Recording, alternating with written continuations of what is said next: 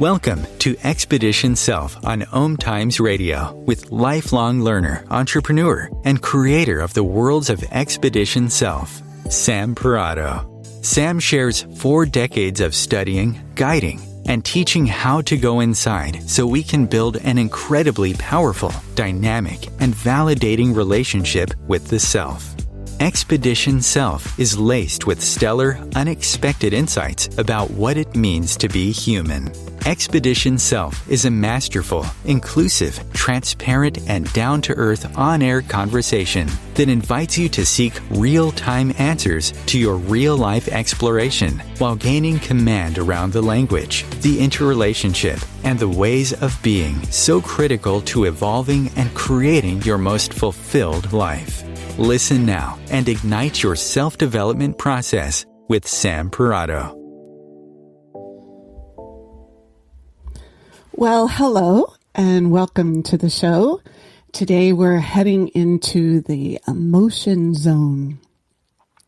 And I'm so glad you're here because this is definitely an all-essential, can't live without topic when we're exploring how to go inside the self. I mean, really, is there anything more human than feeling, right? It's like feelings, whoa, whoa, whoa, feelings, right? There's so many songs about it even, right? So this going inside thing, it's more complex than I think most of us imagine because it's not just about sitting inside of your head or letting life simply take us wherever we're trying to go. Of course, you're used to doing that. You live in your head. I live in mine. But what I mean by going inside is learning how to notice and listen to all the aspects of our internal self.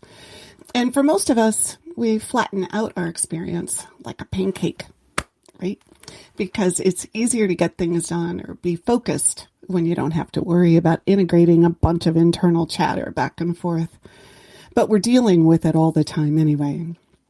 It makes me think about, if you've ever done meditation or mindfulness work, you know what I'm talking about. I can hear Susan Piver of the Open Heart Project. She, in my head, right? She says, okay, focus with soft eyes about 4 feet in front of you.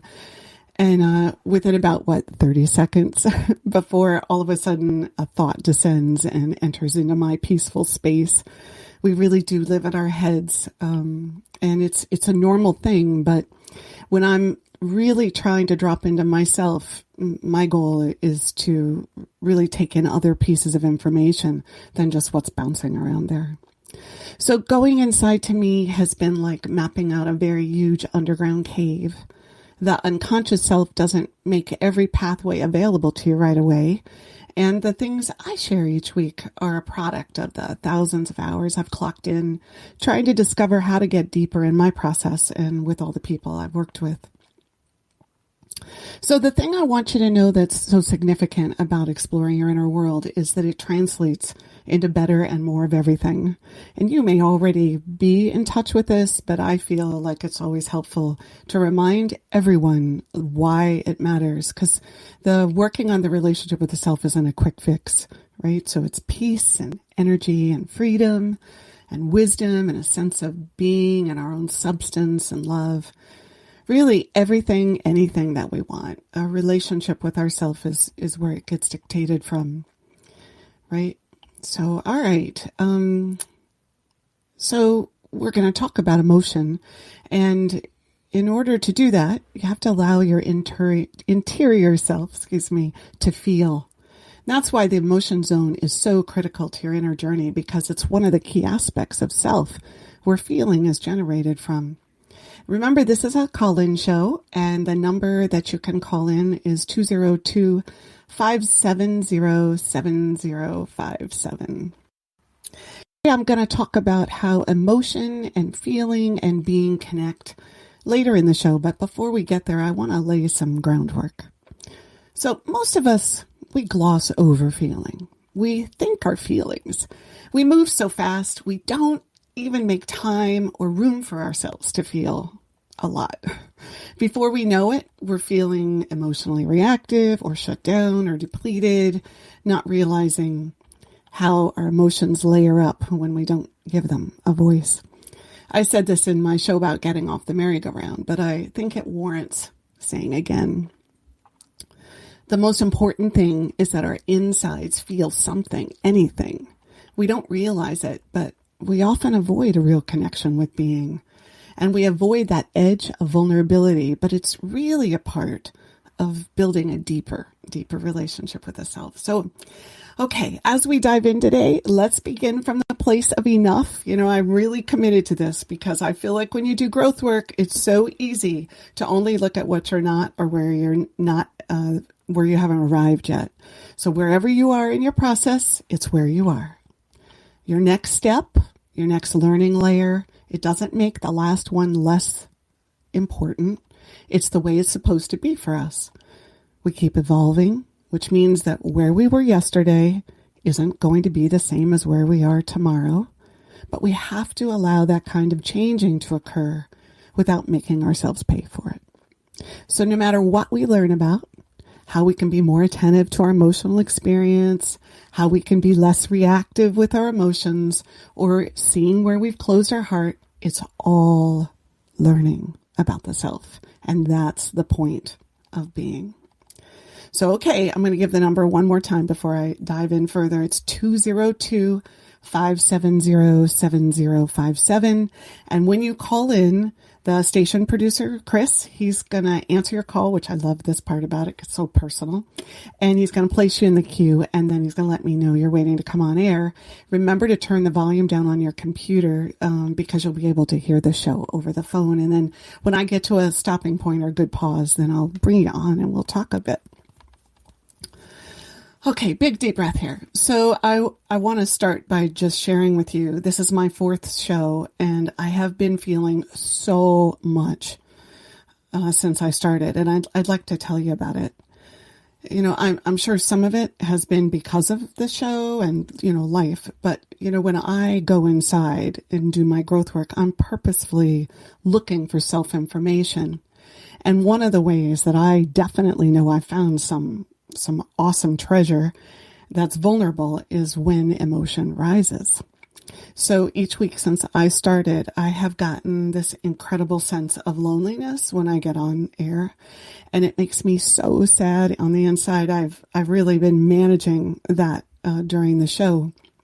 It's like I've just been dropped off in the middle of the Antarctic, and I'm watching this seaplane get smaller and smaller in the distance, wondering when I'll see another human being again. And my belly, it's like it just empties of all life. And I drop into nothingness, aloneness. It's a kind of a place that's heartbreaking inside. And so I've been able to connect this in the now experience of the show with these same feelings that occurred for me when I was a little girl. Imagine my surprise when I started this show 4 weeks ago and landed there. Right? Like, I don't think I was expecting that. And that's the thing about emotion. We really never know when it's coming, as long as we're really willing to feel it. So it's been a lot to be with when I'm also simultaneously trying to show up and share and be open and let things come, right? So I want you to know, my commitment to feel and stay engaged has been completely pushed to its limits. And as I take this deep breath, I got to say, honestly, I think today is the first day it hasn't felt completely, totally overwhelming. Oh my gosh, I'm taking this in. What a relief to be in this moment and have it feel manageable, really, for the first time. So my growth work has been taking me through times when I felt alone. And because many of those happened when I was little and I didn't know how to put my feelings into words, the sensation of it has been super intense and unfiltered. I've noticed that over my lifetime, my current process, any time I explore grief or sadness, I am more likely to really feel it, what's coming up. I'm not able to sidestep those emotions, and actually I tend not to even be inclined to do so. There's something about them that they're comfortable and familiar. But I will avoid easily and readily disappointment and hurt. If I were a duck, I would just let it roll right off my shoulders and ignore that it's happening. I think this is a very interesting thing about emotions, and I've noticed it in others too, that they seem to have an easy time feeling, let's say frustrated or angry. They can give it lots of room, but dish up some grief and they're like out of there. So I'm curious, do you notice that there are emotions you don't like to feel? Or are there sensory feelings you particularly stay away from? I mean, I guess, when I think about it, I think fear and shame are super duper uncomfortable to feel, like in the body, right? So here's another question to get your juices flowing. Are you an easy crier? What makes you cry the quickest? Do you cry at movies? Do you cry with your kids?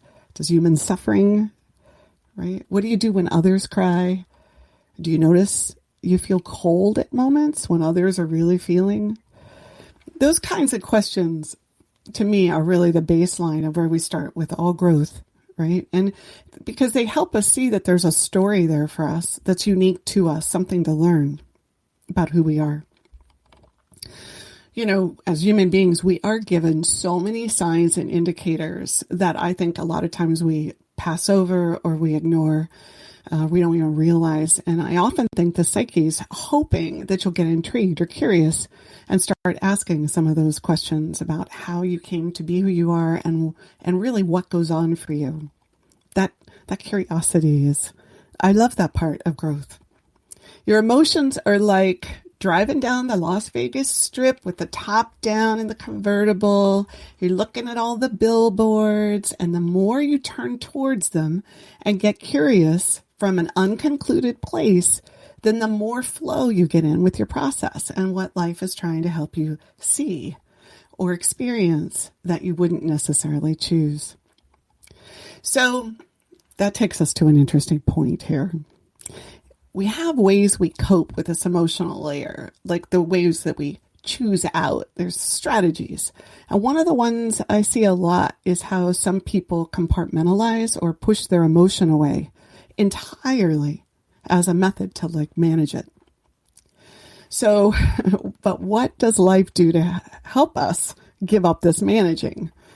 Well, it dishes up enough real life stuff that it becomes impossible to keep that coping method up. And then what happens? Well, surprise, we have to feel. You see, we get help even when we're avoiding being with our whole human selves. I guess I want to ask, do you notice that too? Do you compartmentalize your emotions to avoid that messy, out-of-ordered feeling? And have you ever considered that by doing that, you're actually creating the inevitable overload that has to come to balance it out? We can't know what we're missing by stuffing our feelings. We have this, ginormous human blind spot that we can't know. And even others can't generally tell us what we can't see. I'm sure they try. I know the people have tried with me, but more often than not, if you've made a decision about how you're going to handle your emotion, it's not likely you'll just whimsically say, oh, sure, I'll just start feeling everything and let go of my current, very well-worn, useful strategy. Yeah, I don't think that's how that works. So you see, one of the things is making a choice and a decision and turning towards the idea that I want to feel. I want to have my emotions. And that starts to open up the process. Because it's life's mission to bring us to more wholeness.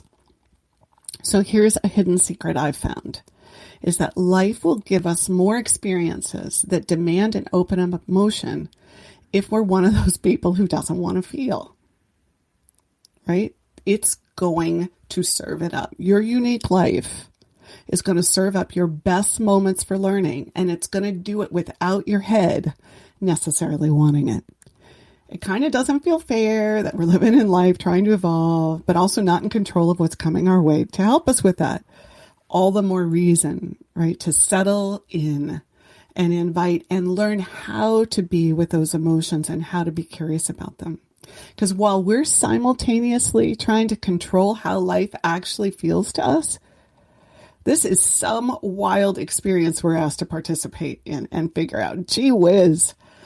right? This emotional layer of the self. It's like the jelly in a PB&J sandwich. It oozes in and through things and falls out the sides, and it's completely impossible to spread evenly.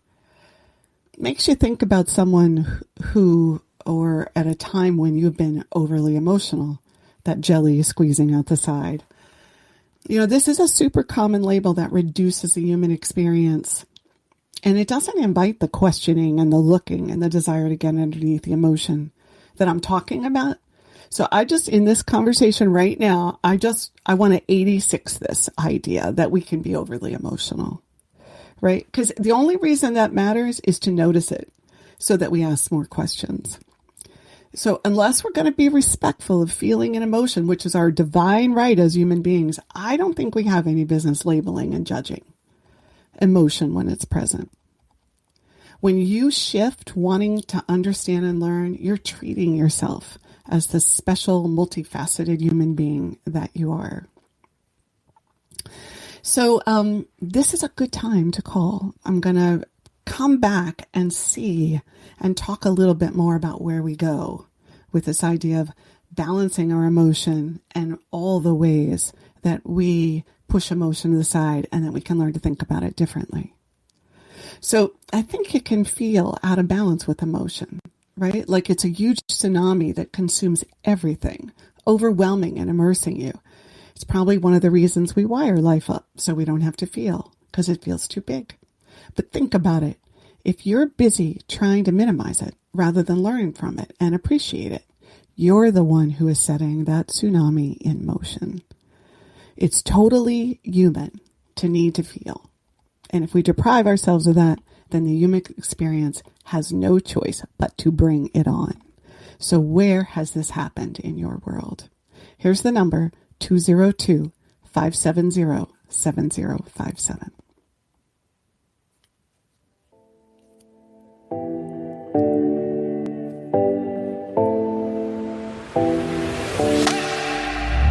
A conscious lifestyle for a mindful life.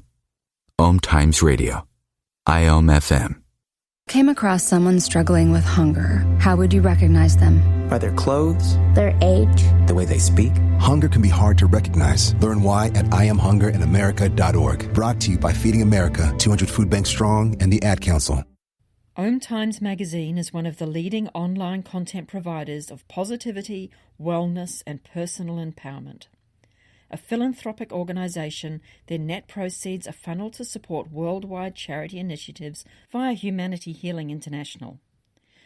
Through their commitment to creating community and providing conscious content, they aspire to uplift humanity on a global scale.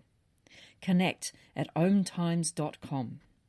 OMTimes, creating a more conscious lifestyle. My name is Victor Furman.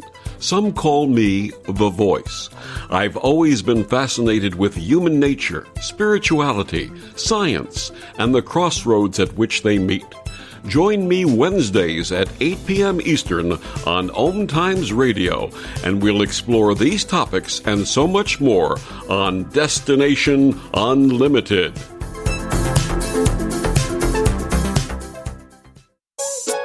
If you're worried your friend may be struggling, remember, you don't have to be there to be there. You could say, how are you, or get a fake tattoo. You could ask with an app if it works for you. You could chat on the game, kick off your flip-flops. You could ask on your couch while you binge watch. Whatever gets you talking.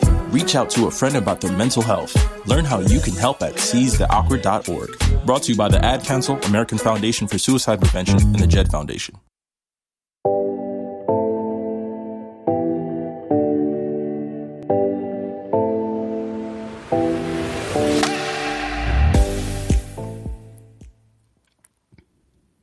So we had a caller during the break. Diane, would you like to come on and give us your take on emotion in your life? Yes, I would. Can you hear me? Absolutely. Okay. So as you were speaking, one of the things that I wrote down is that I really don't like to cry.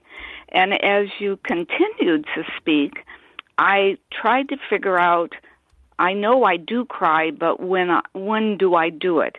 And it seems that when I see others that are happy, or they are excited because something happened in their life that they didn't expect, or they are crying themselves because something has happened that they want to share, I find that it's easier for me to cry with them, but I don't know that I've got the know-how that in that moment, how do I drop in and identify within myself what's going on? Well, it's interesting because you've already really answered the question that you're asking, really, which is that's the key, right? Is to connect with their emotion or what's happening for them, and then to go see where you might have feelings around it. And you might actually have to think about it before you drop into the feeling, because it may take you a while to circle it and get close to it, put your toe in the water there. But really, you've got the right idea, because it sounds like you would like to experience more feeling, and that you're getting to watch it through someone else who has that freedom to do it. And then this is an opportunity for you to say, okay, let me go look, let me go see what I can discover in myself. Right.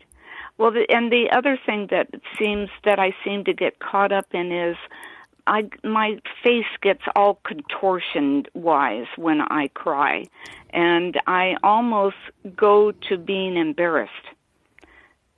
Mm-hmm. Mm-hmm. I'm with you. I appreciate you sharing that with us and with the world that's listening, and with me too. I think, and when I have been with people crying, and I've cried, I think that's actually one of the things our body is having an experience. And you use the word contorting. It's actually feeling, and we're kind of observing in ourselves through some lens of what that should look like. And so I think it does work against us until we can find a way to accept that for ourselves. So okay, I really appreciate the things you've shared. Oh, thank you very much. I will continue to listen. All right. Well, thank you so much. Have a great afternoon. Mm-hmm. All right. Well, it's interesting because we're going to talk a little bit about crying later as we move through the things I wanted to touch on today. But I think it really kind of takes us right here to this spot, which is that we really do try to lessen emotion in our lives because we don't like to actually feel things in our bodies. We don't like the discomfort that comes with feeling an emotion. I mean, really. Being open to emotion is like going where there be dragons, into the deepest, darkest, coldest corner of the oceans, where the sirens lure you with their deadly song, and then, within a split second, finding yourself staring into the mouth of a flaming volcano, hotter than bejesus, ready to melt you down to your bones. Emotion makes your palms sweat, your eyes get tight, your throat constrict. If you're crying, my lips feel like they're turning inside out. Your breathing gets labored, your muscles weaken or tighten, your back muscles strain, your jaw binds up. I thought maybe it might be interesting to run a little experiment. Just a little short exercise. We're on the radio, why not do it, right? So I'm going to say an emotion, and I'd like you to see if you can feel it in your body. All right? Here we go. Joy. Disappointment. Relief. Annoyance. Hurt. Hope. So what did you notice that happened in your body? Now, I moved through them pretty quickly. So, in normal space, I would take time, like 3 minutes, and give you a chance to just drop in. Were you able to connect with that sensory feeling of each word? I'd love to hear from you about that. So I think it's safe to say we have a love-hate relationship with emotion. We don't like them. We love them. We like them when they're positive. We like them when they're created through some stimulation that we can watch or observe, but less so when they're brought on by our own real personal life and when we're the source of them and have to bear the holding of them. I think we all try to figure out how to manage our emotions so it doesn't get in the lead and overtake our need to direct and manage life. And in many cases, we construct life to avoid situations that are going to make us feel too much. As Diane mentioned, we feel embarrassed about crying and having these feelings. And a lot of this has to do with the messaging from our families and when we were young. What did your family do with the emotion? You know, this is important. These are the important questions if we're going to bring more emotion into our lives. Which ones were appreciated and valued and celebrated? And which ones weren't? Were there basically 3 emotions in your family and that was what you worked with? Was any emotion considered acceptable or normal? You know, I'm an online dater, being unmarried, and I think 5 out of 10 profiles write somewhere in there, no drama. You should know I swipe right on those because I think, oh, you're not going to like me at all. I like to feel, and I probably won't like the idea that I have to manage my feelings. So you don't have to feel anything. Like, where's the intimacy in that, right? So I think they're either not owning their emotion or they're not going to be able to be with mine. We both want and don't want drama. I think that's kind of proof. Of course, it's better when we're in control of that drama.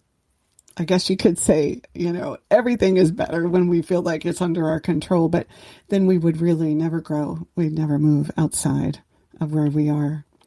So like I said earlier, we don't like certain emotions. We avoid them, and we don't really want anyone to know that we feel them. So somewhere you have certain emotions you do anything to avoid. But at the same time, most of us seek out experiences that make us feel alive. So I'm excited. We've got another caller, Nick from Canada, and I'm curious, do you have emotions you avoid, or how do you relate to being a feeling person? Hello? Nick? There you are. Can you hear me? Yeah. Hey. Hi. Yes. What do you do with emotion? I was listening to your previous caller that basically was saying she's like wants to avoid crying, and I'm like, I actually had a period of my life, I don't know how long it was, but I had no emotions. I really didn't feel anything because everything was channeled through my head, and so now I celebrate crying. I think it's a wonderful thing. I even have certain movies that I watch because I know they'll make me cry. It's almost like I'm testing that it's still there and I haven't lost it again. So crying is proof of life to me. It's a wonderful thing. Well, I'll tell you what I'm struck by is that you went from a place where you didn't feel, and then now you actually have it in your life and value it and feel alive because of it. What a huge life change and shift you made. I mean, it's like an incredible self-discovery to go through. Yeah, it was. And I don't think I understood that I'd actually lost them. And I don't know when I lost them. It almost sounds like a fairy tale, but I don't know when the boy who lost his feelings. I don't know when it happened, but it did. And then when they came back, that's an explosive story in of itself. Now they're here. Anything that triggers me is a wonderful thing.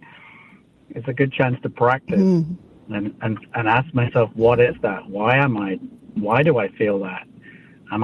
Does it make me happy? Because there's happy tears and sad tears too, right? Mm-hmm. Mm-hmm. Yeah. Have you found yourself challenged by feeling both happy and sad tears at the same time and trying to sort that out? Yeah. Sometimes I read a lot of books and I read about stories of people's success. And then sometimes that makes me cry and I'm like, am I jealous or am I happy or both? I actually think sometimes it's both, but it's, you know, like... Well, I think that's true. It takes really time. I mean, that's the part, right? Yeah. I'm sorry. Go ahead, finish what you were saying. Sorry, learning to label them is a real thing. Mm-hmm. Mm-hmm. It absolutely is. I'm sorry I talked over you. That's never fun for you as the listener either. But you're absolutely right. Right? It's a starting point is to say, wait a minute, what is that feeling I'm feeling right now? Where is it in my body? And what is it connected to? And that takes time, right? It does. Yeah. It does. I mean, when I feel that welling up sometimes, it's just amazing. So thank you for taking the time today. Well, thank you for sharing that with us. I feel like it's, inspiration that we can find a place where we celebrate tears and feeling, and that it actually makes life richer and more full and robust, which is what I hear has happened for you in life. So thank you so much. Thank you. Okay, so it's so interesting that Nick just talked about the movie industry, and he has certain movies that he would cry to, because that's actually where I was going to go next when I was talking about drama, and that we look for experiences that help us feel alive, especially when we've chosen to want to feel emotion.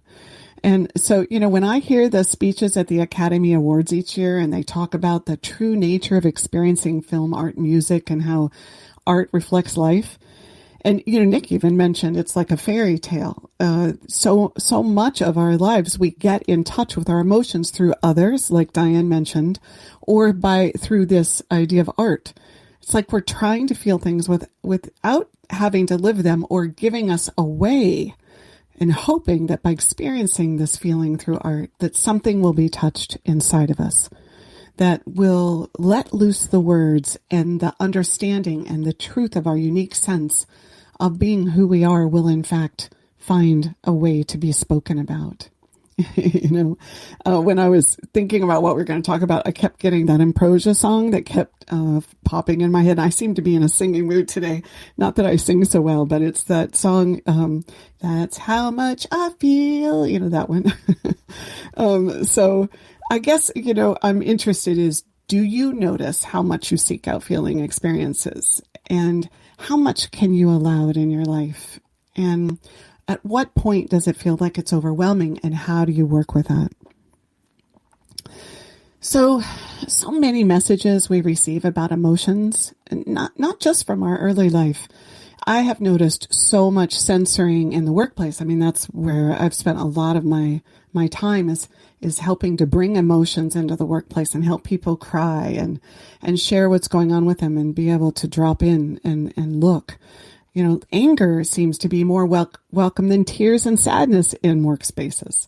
It's kind of like it's one thing to get angry about some goal or expectation that's not getting met, but the idea that we would feel sad or disappointed or insecure, it's like seen as a weakness. Don't let anyone see you sweat, because emotion makes you weak. I've actually heard managers, retell the story after letting someone go, and they'll say, well, I told them to pull themselves together. They had 15 minutes, and I basically said to them, you got 15 minutes to deal with the shock, and then, you got to get your act together.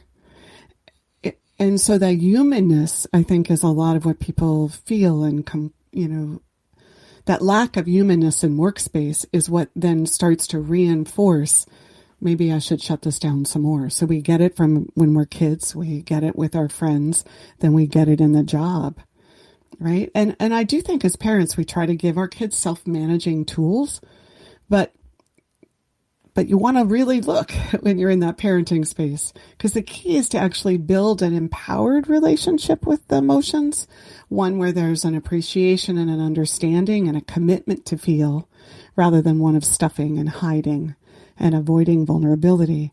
And of course, when we're kids, our emotions are all over the place. So every child is different. Every person is different in terms of which ones they're comfortable with, which ones seem to overtake them.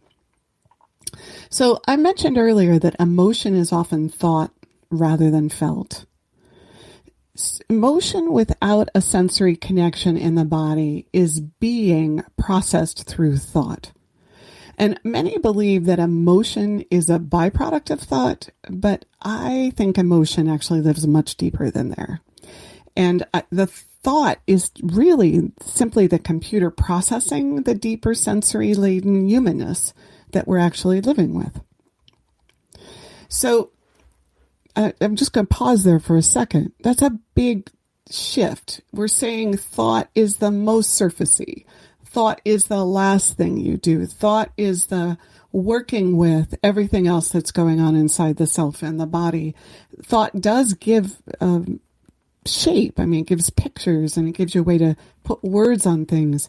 But if it comes first, it actually interrupts or interferes or comes in between the middle. So when we come back from break, I'm going to see if we can talk about emotion inside of being and really delineate maybe a couple of layers about that. But in the meantime, if what we're talking about, this idea of emotion and how to have it and how to celebrate it and how to open it up with our kids and open it up at work is touching you, I'd love to hear from you. So here's the number, 202-570-7057.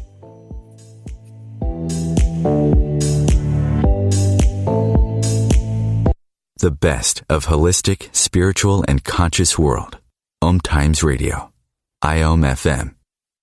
Brought to you by CDC and the Ad Council. With so much loss, you may feel like you can't handle it all. Meditation or other spiritual practices can help you feel more grounded and better able to cope. Find more self-care and coping tips at coping-19.org. Ascending Hearts is no ordinary dating site, but a spiritual dating site with a purpose, to link you with your soulmate. We engineer the serendipity so you can trust that you will attune with someone that has the same matching vibration as you. Ascending Hearts, the conscious dating site for the spiritually aware. Try Ascending Hearts for free. ascendinghearts.com. Imagine yourself being transported to India, to the banks of the Ganga and an ashram in Rishikesh. Visualize that you are welcome to satsang with an American sannyasi who shares the wisdom of her guru. Your visualization has manifested. Join Sattvi Bhagawati Saraswati for inspiration and transformation every Thursday at 11 a.m. Eastern on OMTimes Radio. We've all felt left out. And for people who move to this country, that feeling lasts more than a moment. We can change that. Learn how at belongingbeginswithus.org. Brought to you by the Ad Council.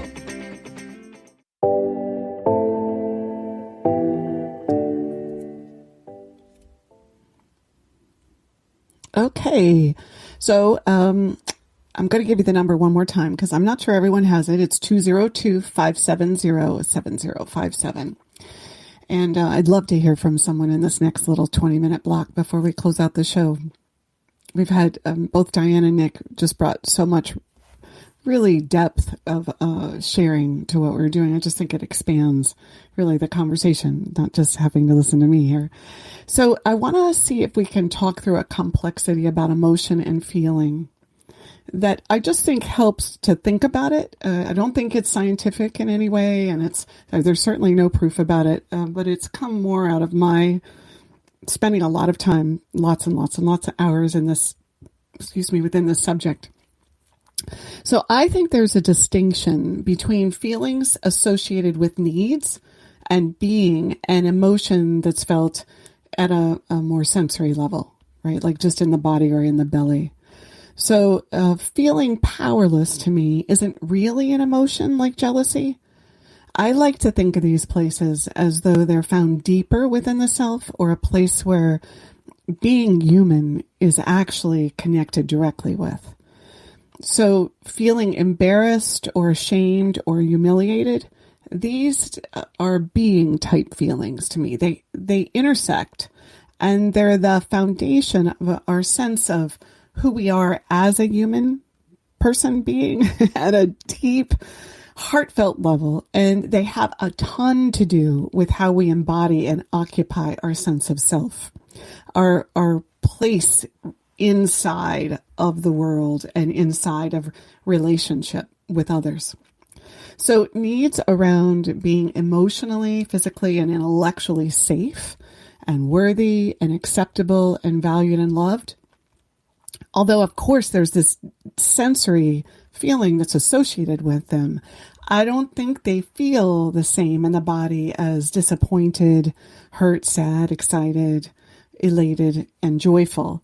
And so I think when you're working with emotion, it can be helpful to sort out the tone and the texture and the nature of these different emotional layers within the self, to actually find where in the body is that emotion placed? Where do you experience it or make contact with it?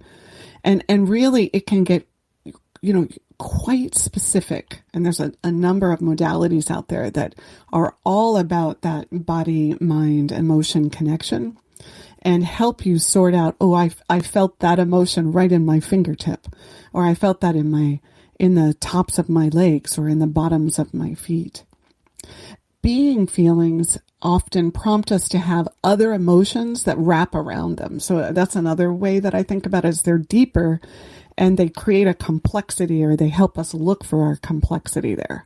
And, if you're going to go inside and you're going to work on yourself, part of what you have to recognize is that you are complex. And as much as you might try to simplify it so it's manageable, it doesn't really serve you to try to flatten yourself out or make yourself less dimensional. So I can feel ashamed, and then this will be followed by me feeling emotionally sad. Or I can feel powerless, right? And afraid at a being level, and then I'm going to feel something in my body. And then there are other emotions that will wrap around this. So emotion, as it starts, which is what am I actually feeling? Then you get into the deeper sensory feeling stuff that has to do with you as a being. Okay, there we go. We got through that kind of extra piece that I was hoping we could actually get to today. So we've talked about the different kinds of emotions. And now I'd like to talk a little bit about the heart, because I don't think the heart is as resilient as we all imagine. I mean, we do get through things, but we also get through them by placing a brick in a wall of our defenses.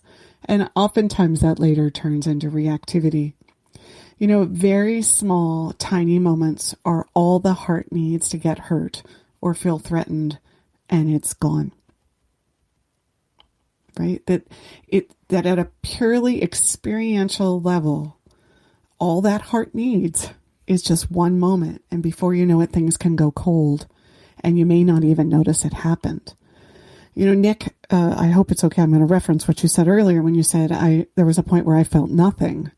That's the place where you can say, wow, how many hurts or how many little moments happened in your life or went on where the heart really just closed. So this is a really big point. When we have painful emotional experiences growing up, we oftentimes close off to avoid keeping a connection to that pain. And that doorway, it then closes up the emotion that would have been attached to those experiences. And then our heart stays closed. So this is an overall one. And then the scope, it's an overall one, like our heart has an overarching close. And then the scope, the width of what we can feel and share in relationship with both ourselves and with others, it's reduced, it's diminished. And without even knowing it over a lifetime, our lives can get smaller as we get older because we just start narrowing the field so we don't have to feel as much. And in fact, maybe we don't even feel as much. And we don't remember. Maybe we never even registered why it happened or how it started. So, I want to mention a couple of ways that we deal with emotion in ways that don't really create openings. So a lot of times we don't actually communicate our emotion with words. We act it out emotionally. And we we kind of hope that people will know where we are and that they'll pick it up, and then we don't have to use words with it. But it actually makes it so much harder to create safe space in relationship and for ourselves. It puts a pressure or an expectation on others to interpret what we're trying to communicate without communicating it with words. And oftentimes, of course, it's not correct. And then it doesn't give rise to getting to know people or getting to understand what's really happening and pull those little pieces out that offer up more insight into who we are. I think the inner child in us is often hoping that someone will notice our feelings so we don't have to be responsible and advocate and reflect and represent what's going on inside. And I have to say, I don't think that's so conscious, which is why it helps, right, to talk about things like this and get more conscious about where am I doing that? Where am I looking for other people to know what I feel rather than being the one who comes with it on the serving platter and holds it up in the light and says, this is what's going on for me. So rather than communicate what's going on for us and what's really vulnerable, I think when we try to skirt or push aside that emotional material that's happened in our life, it's super easy to get emotionally reactive. I think of reactivity as like walking into a wall. And it's funny because I think we think it's like walking into a wall with somebody else, like their wall, but really we don't even realize that we're walking into our own brick wall. When it really, emotion could be like walking through a waterfall and just communicating like what it feels like to have all that water flood around and over you. I'm not saying it's always pleasurable. You know, the sensory experience of a lot of heavy water pressure isn't necessarily comfortable. But it can allow you to start describing in words what things feel like that you're connecting to in your body. So here's the upshot of all of this. Probably the thing that motivates me to talk about emotion, you know, so fervently is that we all end up with a closed heart somewhere and don't know it.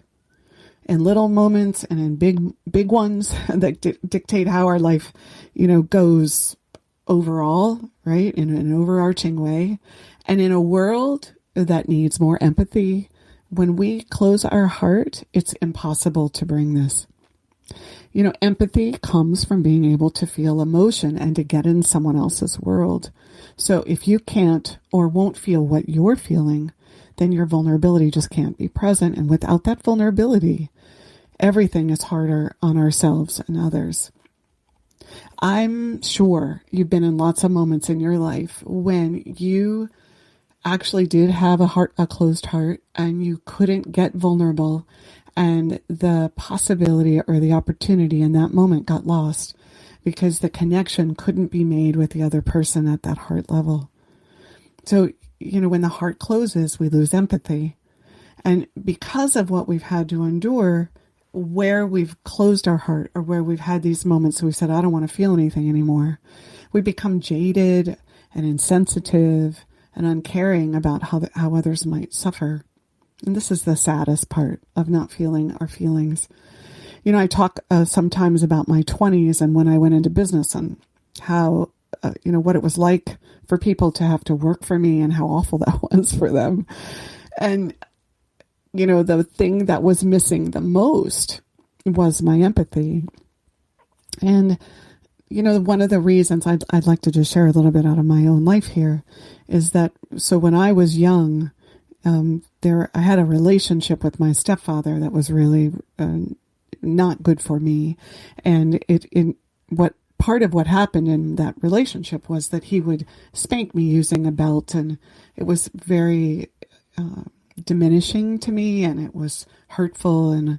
And so over time, you know, it started when I was little, but by the time I was 11 or 12 years old, I remember the very last time it happened, and I decided I was not going to cry this time. Somewhere in my head, I figured out that if I cried, that was some way or another something he was looking for. And so I decided I wasn't going to. And this last time, I think I counted 13 hits. And it was kind of like I came out of that because I was actually closing my heart. So I did survive. But by the time I got to my 20s, my empathy for other people's suffering, I think, was non-existent. I had empathy for animals and what they went through, but when it came to people and interacting with them, I couldn't get in their world. I couldn't feel anything. And I had to close my heart to get through my youth. So, I have an example of myself, but I'd like to ask you to look at your own life, and maybe it's not quite as pronounced as what I was just describing, but if you can identify places where you've closed your heart because of having to get through, then you've begun to open up your life and the world's heart in a new way that maybe wasn't true an hour ago. So the most magical part of this conversation about emotion is the part where we have a shared emotional moment, when we aren't just thinking about feelings, but we're truly dropping into them and giving them words to ride upon, and we're open and we're vulnerable. And it's so magical because oftentimes it's in those moments that it gets revealed to you, things that you wouldn't have ever known. Someone shares something that you would have never gotten to hear because it wouldn't have even come up. What's going on inside is made more visible, and the discovery has an energy about it. And I feel like when you get to be in this moment with another person, it downright sizzles. And you have the ability to practice with emotion such that you can create moments just like that. By noticing when your heart isn't online, you have the ability to look there. So one of the best ways to think about how to notice when your heart isn't online is to think about where you're uncomfortable with emotion, and then compare it to places in life where you feel easily. And then see if you can go into the center of that. You can also stay connected to what does an open heart feel like, right? And then notice when it feels out of balance or you're not in touch with it.